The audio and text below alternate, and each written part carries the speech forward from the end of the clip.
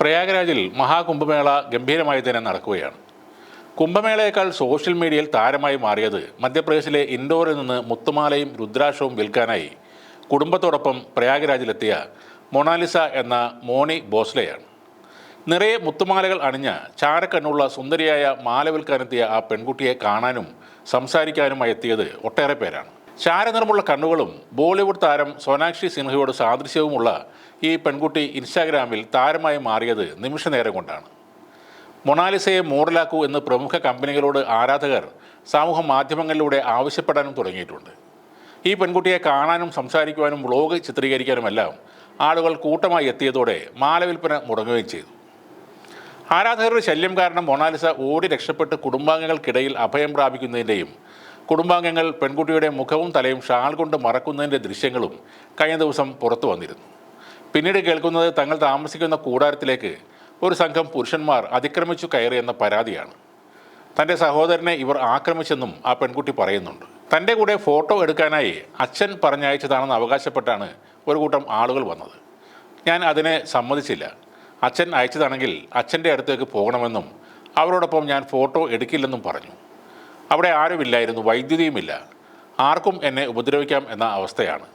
ആളുകൾ ബലം പ്രയോഗിച്ച് ഞങ്ങളുടെ കൂടാരത്തിൽ കയറുകയാണെന്നും ഈ പെൺകുട്ടി പരാതിയായി പറയുന്നു.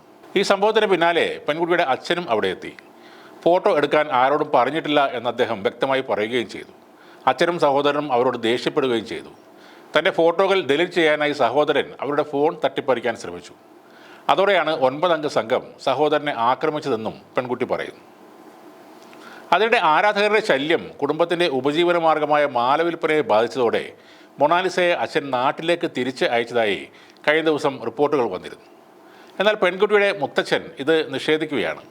മൊണാലിസ കുംഭമേള നടക്കുന്ന പ്രയാഗ് രാജിൽ തന്നെ ഇപ്പോഴും തുടരുകയാണെന്നും അതേസമയം ജോലി ചെയ്യാൻ കഴിയാത്തതാൽ അവൾ വളരെ അസ്വസ്ഥയാണെന്നും മുത്തച്ഛൻ പറഞ്ഞതായി ABP ന്യൂസ് പറയുന്നു.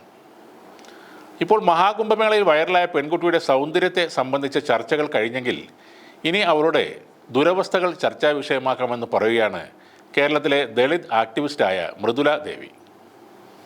അടിസ്ഥാന സൗകര്യങ്ങളും വിദ്യാഭ്യാസവും ഇല്ലാതെ അതിനെപ്പറ്റി ചിന്തിക്കുവാൻ പോലും അറിയാത്ത അനവധി ഇന്ത്യൻ പെൺകുട്ടികളെയാണ് മൊണാലിസ എന്ന ബെഞ്ചാരെ പെൺകുട്ടി പ്രതിനിധീകരിക്കുന്നതെന്നും മൃദുല ദേവി പറയുന്നു.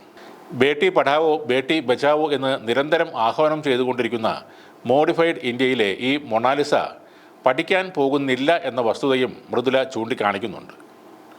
പെൺകുട്ടി താമസിക്കുന്ന ഒരു ടെൻറ്റിലാണ്. ഉപജീവനത്തിനായി വീട്ടിലെ എല്ലാവരും മാല വിൽക്കുവാൻ ഇറങ്ങുന്നു. അടച്ചുറപ്പില്ലാത്ത ഇത്തരം ടെൻറ്റുകളിൽ കിടക്കുന്ന അനേകായിരം മനുഷ്യരെ കൂടിയാണ് അവരുടെ വെള്ളാരം കണ്ണുകൾ നമുക്ക് കാണിച്ചു തരുന്നതെന്നും മൃദുല പറയുന്നു. അവരുടെ സൗന്ദര്യം വർണ്ണിച്ചു കഴിഞ്ഞെങ്കിൽ നമുക്ക് ഈ വിഷയങ്ങളിലേക്ക് കൂടി ക്യാമറ കണ്ണുകൾ പായിക്കാമെന്ന് പറഞ്ഞുകൊണ്ടാണ് മൃദുല തൻ്റെ കുറിപ്പ് അവസാനിപ്പിക്കുന്നത്. സൗന്ദര്യം കൊണ്ട് പ്രശസ്തയായ പെൺകുട്ടിക്ക് ഇപ്പോൾ വേണ്ടത് സുരക്ഷ തന്നെയാണ്. ലക്ഷക്കണക്കിന് ആളുകൾ എത്തുന്ന കുംഭമേള പോലുള്ള സ്ഥലങ്ങളിൽ സെക്യൂരിറ്റി സംവിധാനങ്ങളൊക്കെ ഉണ്ടെങ്കിലും ഓരോ ടെൻറ്റിലും നിരീക്ഷണം നടത്തുക എന്നത് പ്രായോഗികമല്ല. സ്വന്തം നാട്ടിലേക്ക് പോകുന്നത് തന്നെയാകും ഈ അവസ്ഥയിൽ ഏറ്റവും സുരക്ഷിതമായ കാര്യം.